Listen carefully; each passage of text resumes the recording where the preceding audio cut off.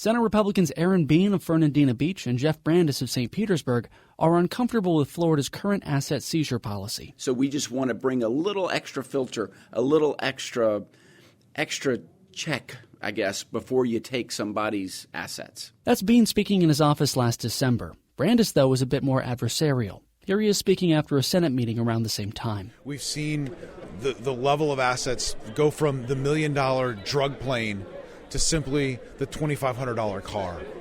It was never designed for that purpose. And it's essentially a way that law enforcement has been taxing and basically self-appropriating funds. And that last bit is why past efforts to limit civil asset forfeiture have run into such stiff opposition in the law enforcement community.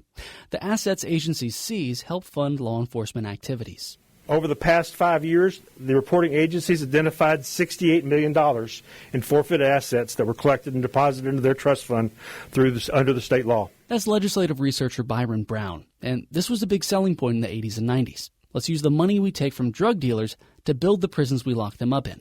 But now, state lawmakers and even some law enforcement officials acknowledge the system is too easy to abuse. Part of the problem is oversight. Here's Brown again. We found that there are no current reporting requirements.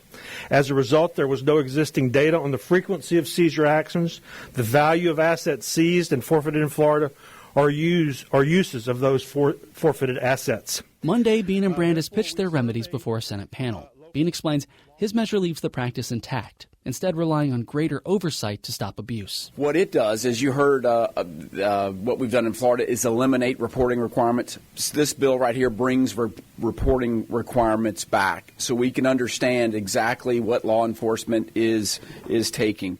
It also, in addition to annual reporting, Bean's bill would require an agency official, the chief or his or her designate, to sign off on seizures.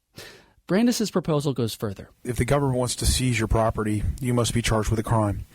If the government wants to keep your property, you must be convicted of that crime. That's the bill. There's one amendment. While Bean's proposal has drawn the support of the state's police chiefs and sheriffs, Brandes' measure faces stiff opposition. Agencies worry his more aggressive restraints on the practice will leave it ineffective, and they pitched a number of hypothetical situations where requiring a criminal charge would present a problem. One involved a number of people in a car with cash and cocaine concealed somewhere in the vehicle. Here's what happens. They put out and they say, all right, we found cocaine and cash in the vehicle. Somebody come claim it. You have 90 days to come claim it. Under my bill, you'll have 90 days to come claim it. If somebody comes to claim the cash and cocaine, we arrest them. And you know what? We can seize it. Right. If nobody claims it, it's abandoned property, and we take it. That's what happens. In the end, the Senate panel approved both measures. For WFSU News, I'm Nick Evans.